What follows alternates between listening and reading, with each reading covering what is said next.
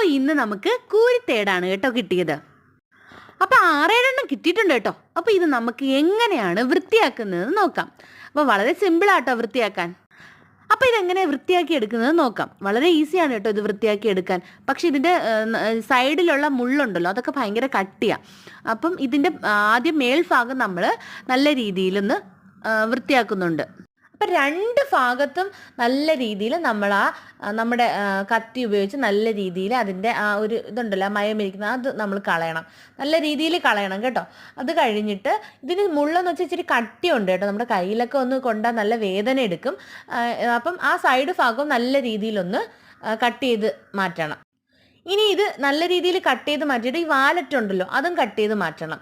അപ്പം നമ്മളിതിൻ്റെ തല ചേർത്താണ് മുറിക്കുന്നത് കേട്ടോ. കൂടുതൽ അങ്ങ് മാംസം പോകാത്ത രീതിയിലാണ് ഇതിൻ്റെ തല നമ്മൾ കട്ട് ചെയ്ത് മാറ്റുന്നത്. അപ്പം ആ തല കട്ട് ചെയ്യുന്ന രീതിയാണിത് കേട്ടോ. നല്ല ചേർത്താണ് നമ്മളിത് കട്ട് ചെയ്തെടുക്കുന്നത്. അപ്പം ഒരു കൂടുതൽ മാംസം അങ്ങ് പോവത്തുമില്ല, എന്നാൽ നല്ല രീതിയിൽ കിട്ടുകയും ചെയ്യും. പിന്നെ നമ്മുടെ ഇവിടെയൊക്കെ തല എടുക്കാറുണ്ട് കേട്ടോ. ചിലയിടത്തൊന്നും തല എടുക്കത്തില്ല, പക്ഷെ ഞങ്ങളുടെ ഇവിടെയൊക്കെ എടുക്കാറുണ്ട്. ഈ തലയ്ക്കൊരു പ്രത്യേക ടേസ്റ്റ് ആട്ടോ. പിന്നെ കുടംപുളി ഇട്ട് മീൻകറി വെക്കാനും വറുത്തരച്ച് തേങ്ങ അരച്ച് വെക്കാനും ഇത് നല്ലതാണ് കേട്ടോ. നല്ല ടേസ്റ്റ് കിട്ടും. നല്ല രീതിയിൽ ഇത് വൃത്തിയാക്കി എടുക്കണം കേട്ടോ. അപ്പം നമ്മുടെ തലഭാഗവും നല്ല രീതിയിൽ വൃത്തിയാക്കി എടുക്കണം. കാരണം എന്ന് വെച്ചാൽ ഇതിൻ്റെ മുള്ളൊക്കെ ഉണ്ട്.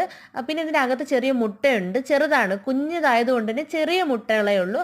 അതൊക്കെ കളഞ്ഞ് അതിൻ്റെ അപ്പം നല്ല രീതിയിൽ കിട്ടും കേട്ടോ. ഈ തലയുടെ ആ പൂവും ഭാഗവും ഒക്കെ എടുത്ത് കളഞ്ഞിട്ട് നല്ല രീതിയിൽ കല്ലുപ്പിട്ട് കഴുകി നമ്മുടെ കൂരിത്തേടിന് നമുക്ക് സുന്ദര കുട്ടപ്പന്മാരാക്കി എടുക്കാം.